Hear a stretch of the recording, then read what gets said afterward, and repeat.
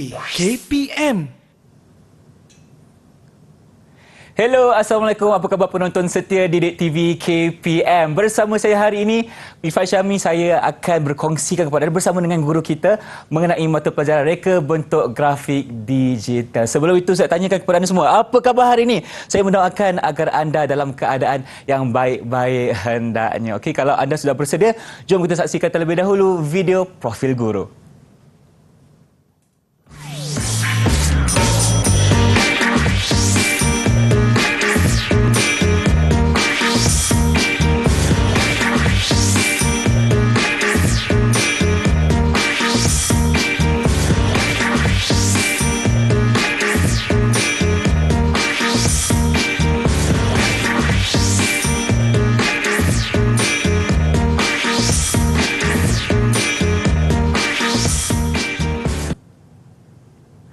Bersama saya sekarang Cikgu Haida dari SMK Kir Johari Beranang Selangor. Cikgu, apa khabar? Assalamualaikum. Waalaikumsalam warahmatullahi wabarakatuh. Alhamdulillah, cantik sihat. Cikgu hari ini berpakaian serba hijau. Okey, jadi cikgu hari ini kita akan belajar mengenai mata pelajaran reka bentuk grafik digital untuk anak murid cikgu yang mengambil mata pelajaran vocational, betul? Betul. Jadi, untuk segmen pertama ni apa yang kita akan belajar? Silakan cikgu. Okey. Kita tengok slide lah dulu ya. Silakan. Okey. Untuk yang pertama kali, Assalamualaikum dan selamat sejahtera semua. So, untuk hari ini, fokus kita adalah kepada segmen, adalah pada sukses SPM 2021, iaitu untuk slot pecutan bagi mata pelajaran vocational reka bentuk grafik digital kertas 1 dengan kodnya adalah 7407-1. Okey, untuk pertamanya saya ingin ingatkanlah kepada calon SPM semua tentang tarikh peperiksaan kita. Okey, temu janji kita di Dewan Periksa nanti adalah pada 20 Mac 2022, iaitu pada hari Selasa. Okey, peperiksaan akan berlangsung selama 2 jam daripada 2:30 petang hingga 4:30 petang. 29 Mac cikgu ya? 29 hari Mac. terakhir SPM, tak silap saya. Ya, betul. Ini mungkin calon-calon dah excited nak habis cepat kan. So harap-harap jangan terlampau cepat lah excited tu. Okey, kita teruskan kepada format instrumen pentaksiran. Okey, macam MPV yang lain juga untuk RGD, reka bentuk grafik digital ataupun kita biasa panggil dia dengan RGD, short formnya. RGD. Ada 2 kertas juga, iaitu kertas 1 dan juga kertas 2. Kertas 1 merupakan ujian bertulis dan kertas 2 merupakan pentaksiran kompetensi yang menggunakan modul khas yang dikeluarkan oleh lembaga peperiksaan. Okey, ini kita macam tadilah, kita dah tengok kertas 1, kita fokuskan terus kepada ujian bertulis. Kita ada 2 bahagian, iaitu bahagian A dan juga bahagian B. Macam saya sebut tadi, 2 jam. Markah penuhnya adalah 100, tapi wajarannya adalah 60%. Untuk kertas 2 adalah merupakan pentaksiran kompetensi. Okey, berdasarkan kepada modul tadi MPKK yang kita sebutkan. Kemudian tempoh masa ni, ini kita dah laksana dah settle dah semua markah. Dah selesai di key in lah. Okey, adalah pada Februari 4 2020 dan juga Disember 5 2021. Okey, markah keseluruhannya adalah 700, tapi wajarannya mewakili 60%. Okey, ini kita fokus terus ke kertas 1, iaitu bahagian A dan juga bahagian B. Bilangan soalannya adalah 15, merupakan soalan-soalan untuk daripada respon terhad dan juga respon terhad saja. Markah penuh tadi 60, markah untuk bahagian B adalah 60. Konstruknya adalah mengetahui. Dalam mengetahui itu ada banyak lagi lah konstruk lain. Terminologi ada, fakta ada, convention ada. Okey, untuk bahagian B pula, kita ada 4 soalan. Merupakan soalan respon terhad dan juga respon terbuka. Okey, yang ini akan mewakili 40 markah lah. Konstruknya ada 5. Dan dia akan disoal untuk ke dalam 4 soalan tadi. Okey, untuk aras kesukaran kita masih mengekalkan 5, nisbah 3 dan juga nisbah 2, iaitu 50% aras rendah. 30% aras sederhana dan 2% lagi adalah aras tinggi. Alright. Cakupan konteks melibatkan kesemua standard kandungan dalam di SKP, iaitu tingkatan 4 kita ada 4 modul dan juga tingkatan 5 kita ada 3 modul. Okey, yang ini semua pelajar dah kuasailah harap-harapnya. InsyaAllah. Kita doakan InsyaAllah, sama-sama cikgu. Okey, kemudian ini kita dah yang ini kita anggap kita dah laksanakan dah. Bukan anggaplah, memang kita dah laksanakan dah. So saya puratakan markah mungkin 55 pelajar dah ada dalam tangan lah untuk per 60% tadi. Kita andaikan dulu cikgu ya. Kita andaikan dulu.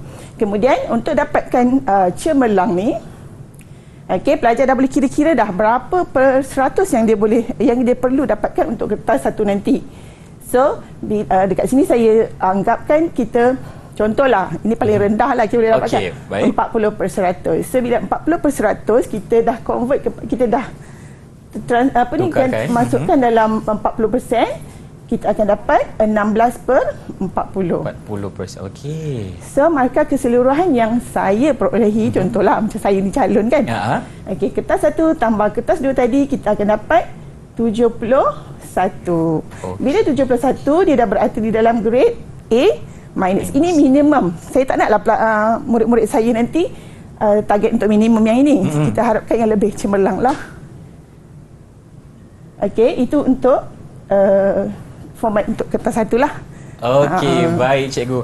Nampaknya itulah andaian diberikan oleh Cikgu Haida mengenai markah yang perlu anda peroleh untuk mendapat keputusan minimum cemerlang cikgu ya. Tetapi apa yang kita harapkan adalah untuk anda teruskan ulang kaji untuk mendapat keputusan yang lebih baik dalam peperiksaan nanti. Okey, sekarang ni kita nak berhenti berehat seketika. Jangan lupa untuk terus bersama kami di Sukses SPM 2021 Pacutan. Kita berehat seketika. Didik TV KPM. Didik TV KPM. Terima kasih kerana setia bersama kami di Didik TV KPM, dan dalam program kita hari ini Sukses SPM 2021 Pacutan, kita dalam mata pelajaran reka bentuk grafik digital. Jadi kita akan teruskan dengan segmen yang kedua bersama dengan Cikgu. Dipersilakan Cikgu. Okey, terima kasih. Okey, kita sambung terus. Kita pergi ke bahagian A untuk contoh-contoh soalannya. Okey, bahagian A ni kita ada 15 soalan. Terdiri pada soalan jenis select dan juga supply. Markahnya 60 dan murid-murid semua ataupun calon semua perlu menjawab semua soalan 15 tadi tu. Okey, setiap soalan boleh terdiri pada 1 hingga 5 markah. Dia tak tetap 5 lah, tak tetap 4. Dia boleh jadi 2, 1 ataupun dalam lingkungan 1 hingga 5 lah. Okey. Masa yang dicadangkan adalah selama 40 minit. Maksud kat sini ada 15 soalan, 45 minit. So kita boleh kirakan, bundarkan jadi satu soalan dalam 3 ataupun ke bawahlah 3 minit. Okey. Okey, kita terus ke soalan 1. Berikut menunjukkan pernyataan tentang dua jenis grafik digital. Dia bagi pernyataan A dan juga B. Okey, untuk A, kualiti gambar tidak jelas, tidak terjejas jika saiz dibesarkan, terbentuk daripada garisan dan juga lengkungan. Kualiti untuk pernyataan B, kualiti gambar akan terjejas jika saiz dibesarkan, dan juga poin kedua, terbentuk daripada susunan titik-titik piksel. So soalannya adalah, berdasarkan jadual 1, nyatakan jenis grafik digital yang berlabel A dan juga B. So kat sini kita kena tahu kehendak soalan. Kita dah diberi dengan pernyataan, kemudian arahan soalannya adalah nyatakan jenis grafik digital yang berlabel A dan juga B. So first kali, pertamanya kita kena tahulah, pelajar-pelajar sebenarnya dah belajar pun, hanya ada dua jenis saja, raster dan juga vektor. Mungkin dia akan kelirulah yang mana satu A, yang mana satu B. So kat sini untuk raster, pelajar kena ingat semula, raster ni adalah gambar yang terdiri daripada susunan titik-titik piksel. Untuk vektor adalah daripada garisan dan juga lingkungan. So kat situ kita dah boleh terus dapat jawapan. A adalah vektor, B adalah raster. Okey, ini untuk soalan yang mudah lah. Okey, ini soalan 2 markah cikgu ya. Ini soalan 2 markah lah. Okey. Kemudian kita masuk contoh soalan 2. Berikut menunjukkan beberapa contoh karya grafik yang mengaplikasikan skema warna. So kita kena tahulah kendak soalan tu dia nak apa. Okey, berdasarkan contoh karya tersebut, dia minta kita padankan contoh karya dengan skema warna yang betul dengan menulis. Okey, dia dah bagi jawapan. So pelajar select saja. Monokromatik ataupun analog. Okey. Kita tengok. Okey, arahannya adalah padankan dengan menulis kat sini menulis menulis. Kata kuncinya adalah kata menulis. Menulis semula. Okey. So dekat sini, okey, saya bagi contoh roda warna lah. Dia nak monokromatik dan juga analog. So pelajar kena faham apa dia monokromatik dan juga apa dia analog. So kalau kita ada roda warna kat sini, analog adalah warna yang bersebelahan.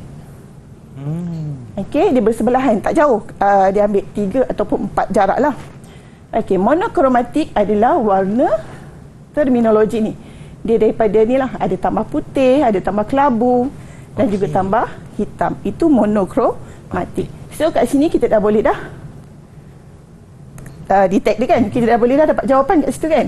So yang bersebelahan warna, sebab kat sini dia ada kuning, hijau dan juga orange sikit. Kuning, betul, ada jingga hijau, di situ. jingga sikit kan.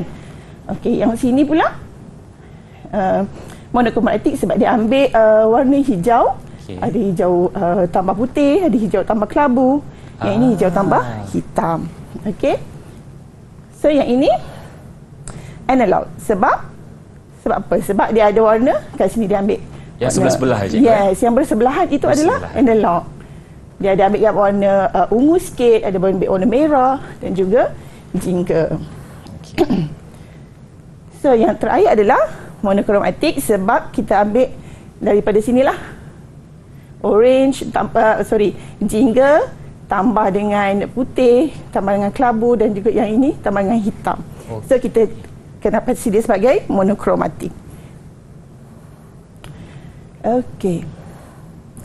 Soalan seterusnya adalah masih lagi berkaitan dengan warna.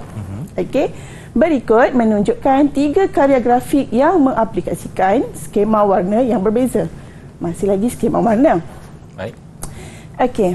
Berdasarkan karya tersebut, nyatakan nama warna yang betul, nama skema warna yang betul bagi karya grafik yang bagi karya grafik pada ruang jawapan. So yang ini dia tak bagi pilihan. Yang ini tak bagi pilihan. Yang tadi dia dah bagi dah monokromatik dan juga analog. Yang ini pelajar kena cari sendiri kan. Macam yang tadi kita masih menggunakan roda warna. Okey, nanti untuk nota lah. Untuk mengingatkan pelajar balik, dia pun boleh tulis je kat soalan tu. Kalau dia ingat, dia boleh tulis semua kan. So kita ada skema monokromatik, kita ada analog, kita ada triadic, tetradik, pengenap dan juga pengenap terpecah. So kita ada roda warna macam tadi saya terangkan lah. Kita kena tengok gambar rajah dulu. Dah keluar pula jawapan. Okay. Boleh ceritakan kenapa tetradik? Kenapa tetradik sebab dia ada 4 warna. Dia ada merah, dia ada orange, ada jingga, ada biru. Okey, dan juga ada hijau. Tetradik ni dia kalau saya contoh sikit dia hijau kat sini, and then warna merah. Kemudian warna biru dan juga warna macam peach kan. So bila kita gabung dia jadi segi 4. Itulah maksud warna tetradik. Kalau gabungan warna itu membentuk satu segi 4, dia akan menjadi tetradik, cikgu. Tetradik, ya betul. Okey. So untuk yang kedua, triadik. Kenapa triadik? Bila triadik ni, tria kan dia 3. Pandai lah. Okey, kita try ambil contoh. Ini ada kuning kat sini kot. Kat sini kan. Biru, cikgu. Okey, biru. And lagi satu warna macam magenta ni kan. Okey, so kita gabung dia akan jadi 3. Okey, jadi segi 3. So senang. Kita nak tahulah nanti. Okey. Kemudian yang terakhir adalah penggenap. Penggenap ini memang paling senang lah sebab penggenap adalah warna yang bertentangan. Contoh kat sini adalah orange dan juga biru. Dia mungkin ambil orange yang ini dan biru dia bertentang. Itu penggenap. Orange menggenapkan biru. Orange menggenapkan biru. Jingga itu menggenapkan biru lah. Baik. Okey. Saya harap anak-anak pun dah calon-calon kita pun dah faham dah benda Cikgu, ni. kalau penggenap terpecah macam mana pula cikgu? Okey, penggenap terpecah ni contoh dia ambil tadi warna biru kan? Biru. Mungkin dia ada satu kat sini warna orange, kat sini merah. Dia mesti langkau satu warna. Langkau satu warna. Okey, dia langkau satu warna. Dia dipecahkan oleh warna di tengah tu. Ya, macam ni patutnya dia terpecah bawah. Tapi pecah pun tak boleh jauh sangat, nanti jadi triadik. Okey, faham. Okey. Terima kasih cikgu. Okey, seterusnya masih lagi warna. Warna. Seronok kan kita main dengan warna? Betul. Okey. Soalan 4, contoh soalan 4. Ini sebenarnya kategori suhu warna dan juga peranan warna lah. Okey. Berikut menunjukkan kategori warna. Dia bagi A, B, C dan juga D, harmoni, kontras, sejuk dan juga panas. Berdasarkan kategori warna tersebut, padankan kategori warna dengan karya yang betul dan dia perlu menulis A, B, C dan D dalam ruang jawapan. Okey, kita tengok. Dia dah bagi harmoni semua tu, kemudian arahannya adalah padankan dengan menulis A, B, C dan juga D. Okey, so kat sini kita kena tahu yang ini lah yang berkaitan lah.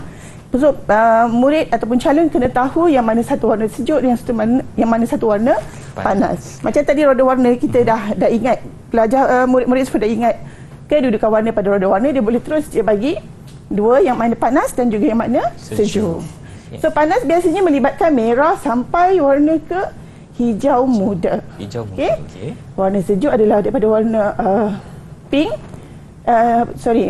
merah jambu hingga ke hijau. Okey. So kat sini dah boleh lah kita detect, kita kenal pasti kan. Yang pertama tu adalah warna sejuk sebab dia menggunakan warna-warna biru. Sebab warna harmoni adalah warna yang bersebelahan ya. Warna bersebelahan itu warna harmoni. Kontra adalah warna yang bertentangan. Okey, ini bertentang macam tu. Itu warna kontra. Okey, yang kedua adalah harmoni sebab dia menggunakan warna hijau, ada warna kuning. Sebab dia bersebelahan. Walaupun dia warna dia panas, tapi dia bersebelahan. So, dia masih kategori harmoni. Kemudian ada warna kontra iaitu merah dan juga hijau. Okey, sebab dia bertentangan cikgu ya. Yang last adalah warna panas. Dia menggunakan warna-warna panas lah. Merah, orange kan. Semua ada kat situ. Okey, kita teruskan. Okey, ini dah masuk ke topik tipografi. Okey, contoh soalan kelima adalah berikut menunjukkan contoh muka type. Ini adalah muka type lah. Ataupun orang sekarang panggil font lah. Okey. Berdasarkan contoh tersebut, kelaskan muka type mengikut jenisnya dengan menulis A, B dan C pada ruang jawapan. Inilah ruang jawapan. So, kita tengok. Okey, kita dah diberi muka type. Kemudian, arahan soalan, padankanlah dengan menulis A, B, C dan juga D. So, kita sebelum tu, sebenarnya untuk jenis font ni yang paling sukar untuk calon-calon nak bezakan adalah dekoratif dan juga skrip dan kaligrafi. Kenapa susah sangat cikgu kita nak sebab dia bezakan? Kalau macam serif and sans serif senang je. Serif itu tak ada ekor. Berekor. Sans serif tidak berekor sebab sans tu maksudnya tidak. Sans tidak. Okey, faham. So pelajar memang murid dah faham dah. Sekarang ni macam calon-calon sekolah saya lah. Dia memang ada masalah untuk kenal pasti yang ini. Kan? So kita tengok jawapan terus. Yang ini pun saya dah bagi nota kan. Dekoratif dia ada hiasan pada muka type. Hiasan, okey. So kalau kita tengok kat sini jawapan dia ada dekoratif tu untuk A dan juga D. Kan? Dia ada Ni kan virus sekarang kan. Kalau yang itu kayu cikgu. Yes, kayu. Kemudian ada skrip dan kaligrafi adalah B dan juga C. Sebab dia berasaskan tulisan tangan lah. Macam kaligrafi kan. Baik. Alright. Soalan ke-6 berkenaan dengan fotografi. Okey, kita ada fotografi, tema dia adalah portrait. Okey, portrait ni gambar manusia lah. Okey, yang ini dia adalah soalan untuk tandakan betul dan juga salah. Okey, so kini kita tengok dia punya analisis soalan kita. Okey. Kita nak just Okey, so bila melibatkan fotografi, kita kena fahamlah tentang ISO ni.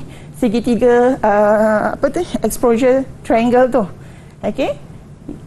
Yang ini adalah berkaitan dengan tema portrait punya penetapan pada kamera. Okey, untuk ambil gambar portrait, bahagian belakangnya adalah carbo, aperture-nya mesti bukaannya besar. Contoh adalah f1.4. Bila yang ini kecil, maksudnya bukaan aperture tu besar. Okey, untuk shutter speed pula kita ambil yang paling minimum sebab dia berada di luar.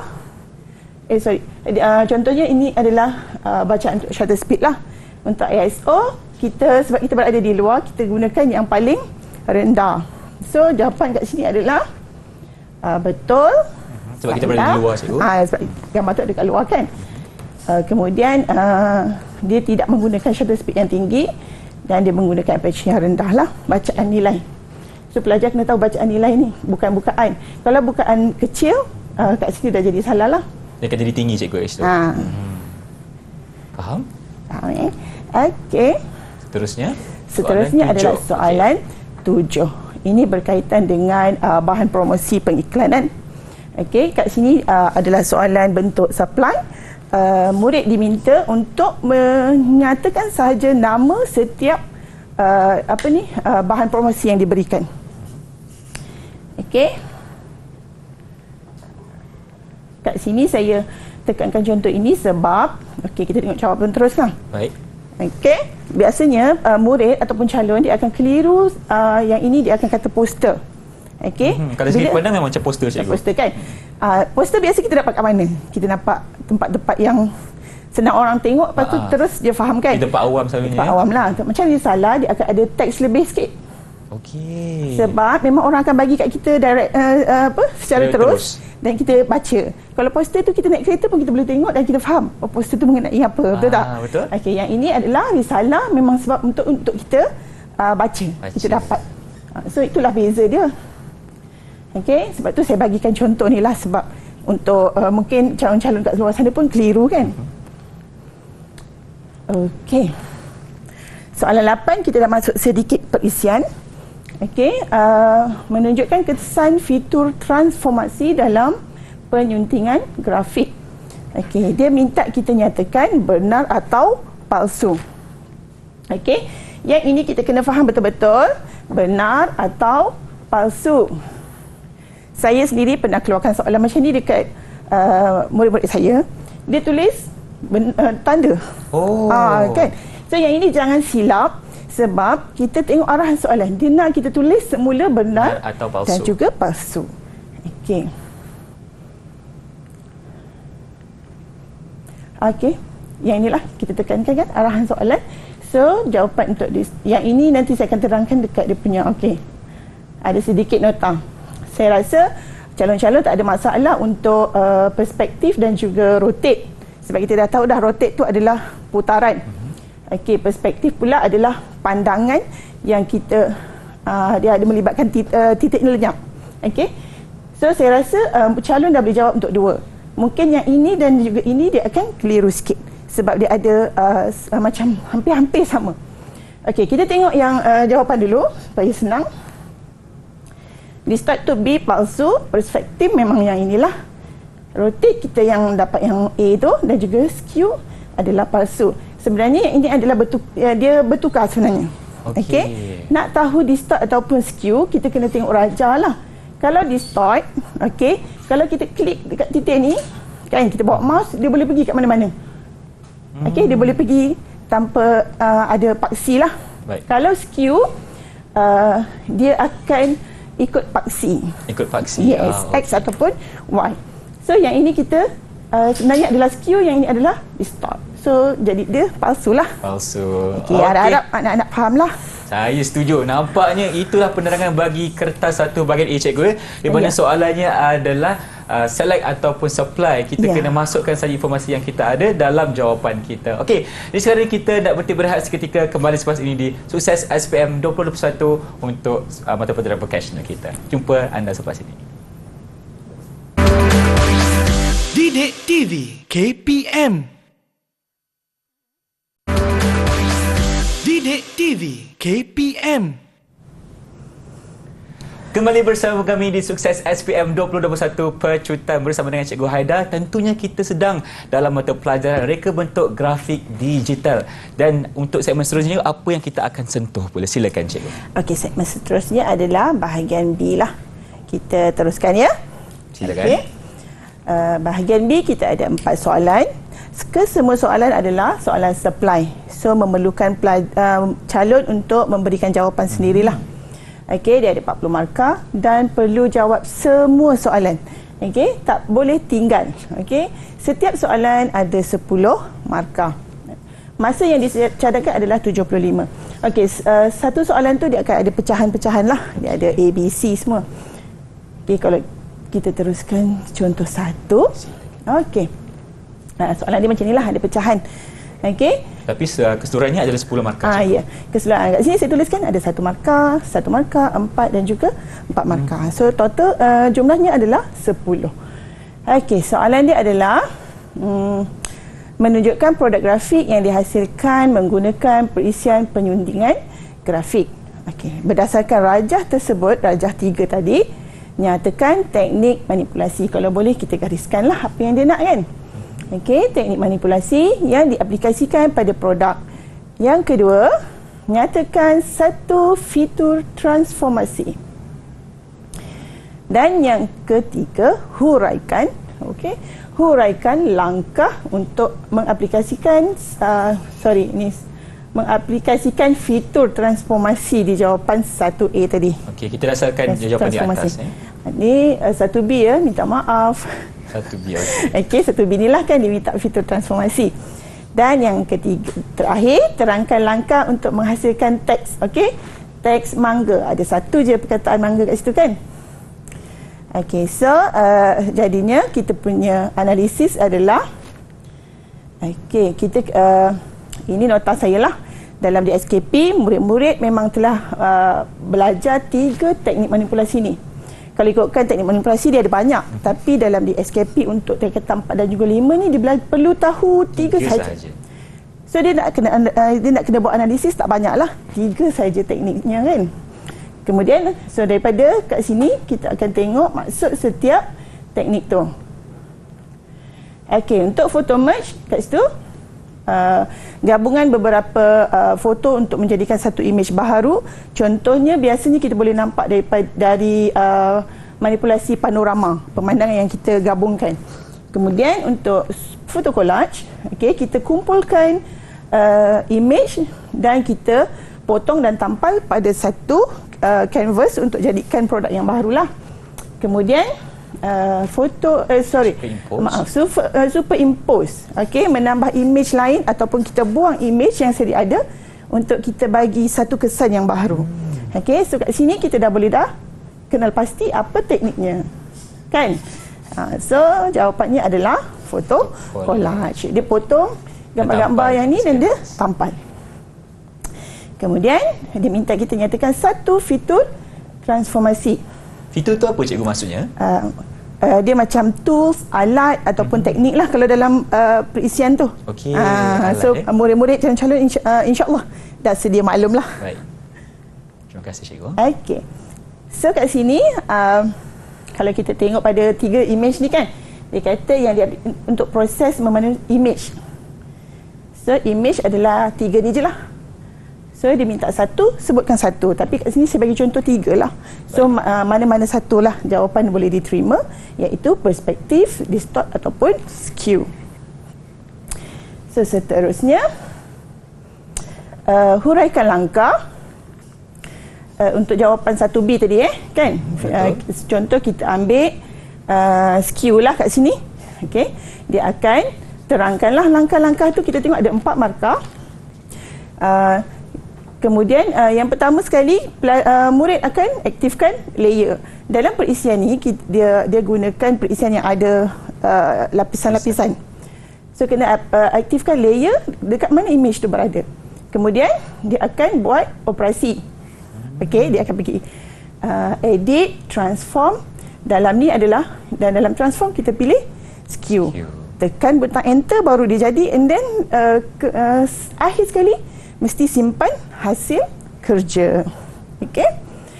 Itu antara langkah-langkah lah. Kalau dia pilih distort kat sini je dia tukar. Okey, dekat operasi tu cikgu. Dekat operasi. Kalau perspektif tadi pun dia hanya tukar dekat operasi tadi. Okey, kemudian nak hasilkan teks mangga sahaja kat sini dia minta teks mangga. Yang pertama dia kena aktifkan type tu lah untuk dia menaip. Kemudian untuk type tu operasi dia kena klik pada canvas dan typekan teks mangga. Kena eja lah cikgu Kena type balik lah mangga tu. Okay. Kemudian untuk buat, bila kita type kita kena ada buat penetapan. Kita nak size dia, okey, jenisnya dan juga warna. Kat sini kita gunakan panel character. Okey. Kemudian klik menu layer untuk kita bagi, ni ada kesan khas kan? Betul. Ada stroke kat situ. So kita gunakan layer style dan juga kita pilih stroke dan buat tetapan untuk nilai dan juga warna dan juga size stroke. Dan yang ini jangan lupa simpan hasil kerja. Okey. Okey. Cikgu Ifat tanya, yang langkah terakhir tu simpan hasil kerja tu memang wajib ke cikgu? Kalau tak ada dapat tak markah? Dia tak wajib. Tapi kalau secara logiknya, kalau kita buat satu karya kan? Karya, betul. Kadang-kadang kita tinggal. So kita kena juga nyatakan simpan hasil kerja tu. Tak nyatakan tak apa, tapi untuk langkah selamat kita tulis je. Tak susah pun kan nak tulis kan? Simpan hasil kerja ataupun file save as. Okay. Kan ada dia punya menu. Betul. Okey. Terima kasih cikgu. So soalan kedua. Okey, pada darjah 4. Ini adalah menunjukkan proses menghasilkan logo identiti corporate menggunakan fitur gabungan. Dia dah sebut dah fitur gabungan. Okey, kemudian soalannya A. Kenal pasti 2 fitur gabungan yang diaplikasikan, dan B. Huraikan langkah kerja untuk menghasilkan logo dengan mengaplikasikan fitur gabungan di 2A. Okey, so kita tengok jawapan kat sini. Analisis soalan yang kita boleh buat. Okey, kat sini 2 fitur gabungan tadi.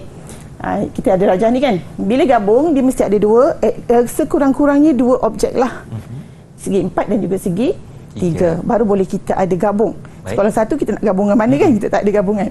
So yang ini adalah contoh yang ini adalah hasil daripada union. Perkataan berbeza itu kita ambil kira daripada perisian-perisian yang berbeza lah. Okey. Union ada unite ataupun pelajar calon cuma menyatakan penggabungan dan juga pencantuman. Itu pun boleh diterima. Okey, kemudian yang kedua, kita tengok rajah kedua, dia ada pengurangan kan kat sini. Daripada sini. So kita panggil punch ataupun minus, pengurangan atau juga pemotongan. Dan juga divide pun boleh kita pakai, sebab bila divide semua garis-garisan ni akan menjadi satu part. So kita boleh buang yang mana kita tak nak. Okey. Faham.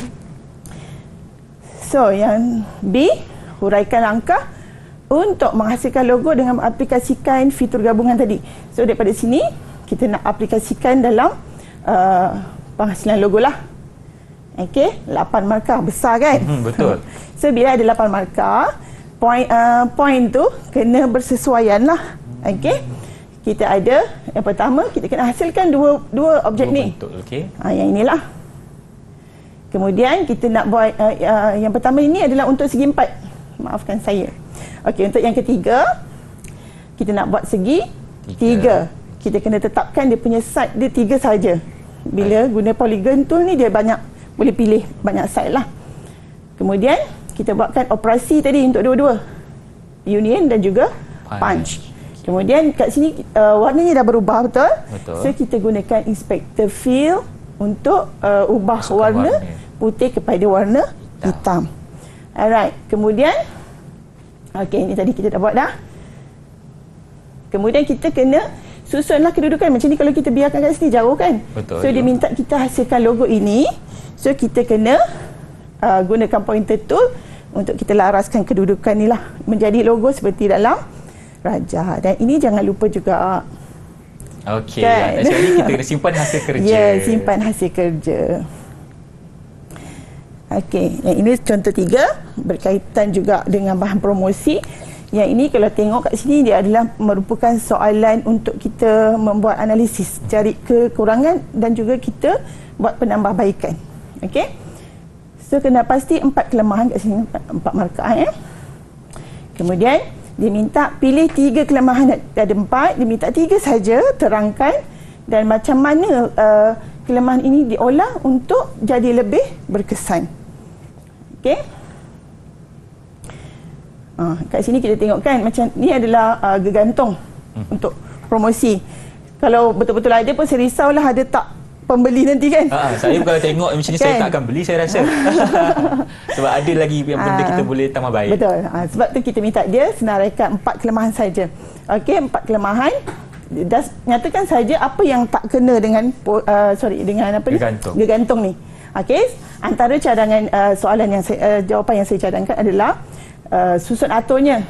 Okey, susun atur ni keseluruhan lah kurang menarik. Tu je, nyatakan itu saja. Saya setuju. Penggunaan font yang kurang sesuai. Font ni nampak tak? Tak nampak, nampak? Tak nampak kan? Dan juga harga. Dia macam tenggelam, betul? Betul. So kita font yang kurang menarik lah. Baik. Kemudian saiz bagi promosi yang sangat kecil. Mana promosinya cikgu? Ni. Dia nak buat promosi tapi dia tak nampakkan promosi tu. Okey, kemudian font ataupun teks kurang menyelah. Macam inilah. Warna sepatutnya kita kena kontra kan. Tadi kan kita dah belajar tentang warna, kita kena tahu cara nak menegaskan sesuatu teks. Okey. Kemudian penggunaan imej latar belakang yang mengganggu. Saya rasa dia agak mengganggu sebab dia menenggelamkan imej-imej ni semua. Makanan tu betul. Kan. So cara untuk kita mengatasi ini antara cadangan jawapannya lah. Okey, susun tu macam mana kita nak menarikkan dia? Kita kalau sebelum ni pelajar dah belajar tentang grid, so kita cubalah aplikasikan grid tu dalam ni. Kita buat grid. So kat mana gambar nak cantik, kat persilangan ni ke kan? Okey, kemudian penggunaan font yang kurang menarik, kita ubah yang ini, tebalkan dia ke. Okey, macam ni kita tebalkan dan juga besarkan saiz. Nak kena bagi contoh cikgu, font apa yang sesuai ke tak perlu? Kalau tak perlu pun tak apa. Sebab yang ini dia just font ni dah sesuai dah, tapi dia kena besarkan saiz sikit ataupun tebalkan. Baik. Untuk yang nombor 3 lah ni, sangat kecil kan. Yang ni sangat kecil. So dia kena ubah saiz yang bersesuaian supaya lebih jelas. Okey, kemudian yang terakhir, yang keempat ini sebenarnya dia minta 3 saja, tapi saya bagi jawapan lebih lah. Yang keempat, prinsip penegasan tidak diaplikasikan. So dia nak buat apa sebenarnya ni? Nak promosi ke? Nak tunjuk je ke? Kita tak nampak apa yang ditegaskan. So elok-eloknya dia buatlah promosi kedai apa kan? Yang ni. Dia tekankan perkataan promosi. Tekankan perkataan promosi tu sebagai penegasan tujuan bahan itu dihasilkan. Okey. Okey, yang ini contoh untuk soalan pengiraan. Yang kat sini dia dah bagi dah spesifik kerja dan juga kos. Pelajar calon-calon kena peka dengan apa saja detail yang ada dalam jadual yang diberi. So, soalan dia adalah hitung kos upah. Kos upah 3 pekerja, 8 jam, 2 minggu. Yang ini kena tukar kepada hari. Okey? So, dia dah bagi dah kan? Semua ada detail kat situ. Kos upah 4 jam. Maaf. RM4 1 jam. Okey, semua dia dah ada. And then kita tengok. Yang kedua, dia nak hitung kos pengeluaran projek. Yang ini memang calon kena ingat semua rumus yang berkaitan. Okey. Kos 3 pekerja. Okey, yang ini 2 markah. Yang ini kalau calon dah ingat, kalau dia tak tulis pun tak ada masalah. Tapi yang ini dan jawapan ini kena betul. Dan juga yang inilah. Minta maaf, saya tersilap bagi maaf. Yang ini kalau dia tak tulis pun tak apa. Okay. Yang ini dengan yang ini, dia kena ada. Itu wajib ada? Ya, wajib ada. Sebab dia nak untuk kos 2 minggu. Betul. Kan? Okey. Untuk C, okey, harga jualan untuk sekotak sekiranya dibagi dalam margin adalah 38% kat situ. Kos pengeluaran yang ini kalau macam tadi saya sebutlah, sebab markah dia 6, dia ada 3 pengiraan, 1, 2 dan juga 3 untuk dapatkan harga jualan sekotak. So rumus semua kena ingat. Okey, kalau dia tak tulis rumus pun tak ada masalah, tapi detail yang macam ni harga untuk sekotak ni mesti ada. Cara nak kira keuntungan yang ini pun mesti ada. Okey. Okey. Baik cikgu, terima kasih untuk penjelasan bagi bahagian B cikgu ya. Dan saya harapkan anda tadi dah tulis semua nota dan catat dah apa yang diberikan oleh cikgu supaya anda lebih cemerlang untuk menjawab soalan peperiksaan nanti. Okey, sekarang kita nak berhenti berehat seketika. Jumpa anda selepas ini di Didik TV KPM. Jangan ke mana-mana. Didik TV KPM. Didik TV KPM. Bertemu kembali kita di Sukses SPM 2021 Pecutan, dan untuk segmen kali ini Cikgu Haida akan membicarakan mengenai tips untuk anda menjawab peperiksaan ini dengan lebih cemerlang. Jadi cikgu, apa kata kita mulakan sekarang? Okey, terima kasih Fan. So kita sambung. Okey, untuk bahagian ini, segmen ini saya akan kongsikanlah sedikit tentang yang pertama kata kerja yang terlibat dalam soalan-soalan untuk bahagian B, dan juga tips-tips ringkas lah. Okey, ciri-ciri jawapan untuk soalan bahagian B adalah ringkas dan juga spesifik. Tak perlukan ayat yang panjang berjela. Okey, senang untuk kita faham, dan juga pemeriksa, yang penting kita nak ambil hati pemeriksa kan. Setuju. So saya sebagai cikgu pun, kalau saya tanda kertas calon murid-murid saya nak yang ringkas dan padat. Maksudnya tak perlu panjang-panjang. Tak perlu ayat bunga-bunga cikgu. Ya, belum. Baik. Okey, kemudian untuk soalan langkah kerja, okey, calon-calon digalakkan untuk memulakan ayat tu dengan kata kerja.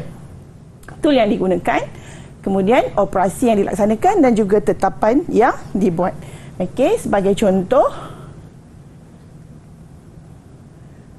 tak ada contoh. Okey, tak apa, kita teruskan. Okey, ini contoh untuk kata kerja soalan bahagian B lah. Okey, contoh kata kerjanya adalah nyatakan ataupun senaraikan. Okey, cukup untuk calon sekadar menyenaraikan sahaja.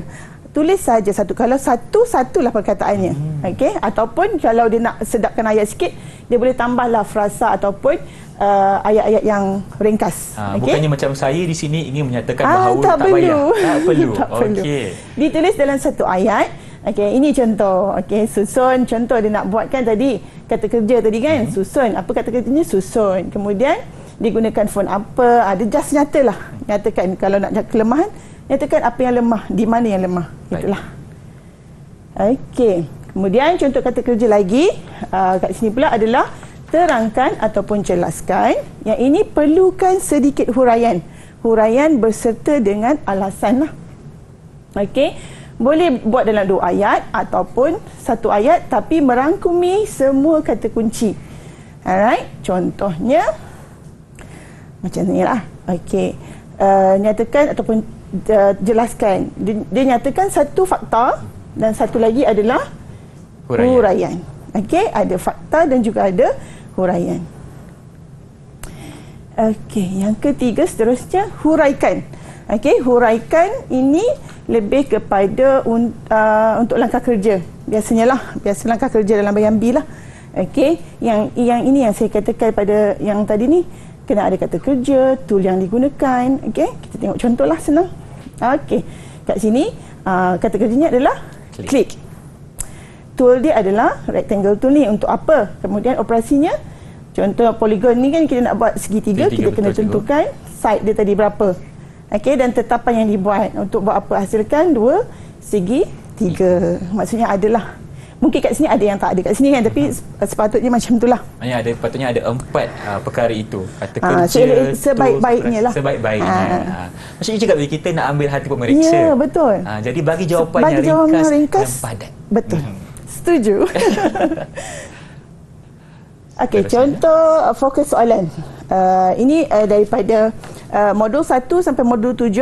Okey, kalau boleh belajar kuasai semua. Okey, biasanya soalan akan dalam bentuk untuk cara ataupun kaedah.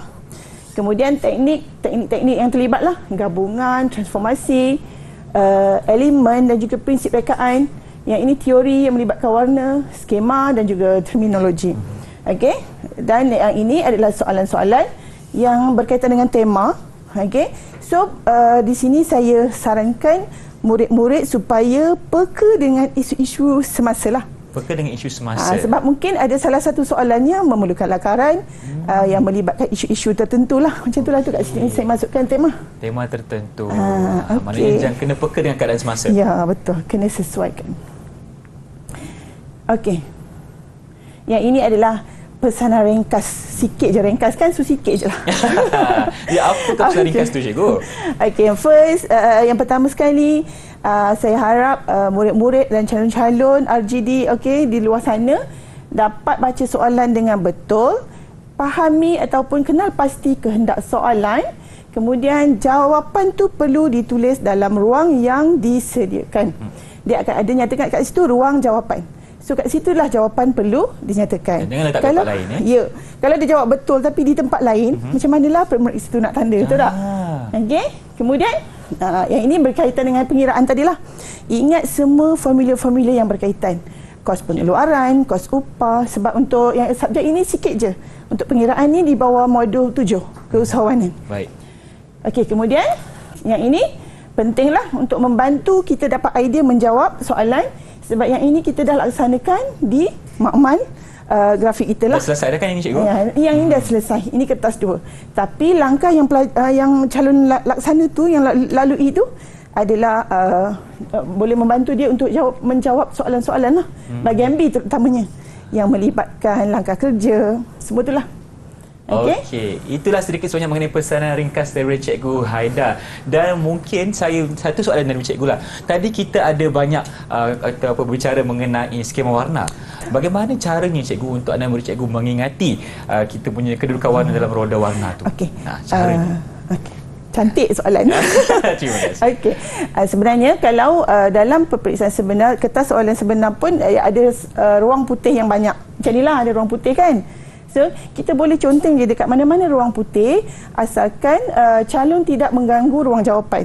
So, kalau kita nak ingat roda warna, kita buat je bulat. Kita bagi 12. Okey. Okey.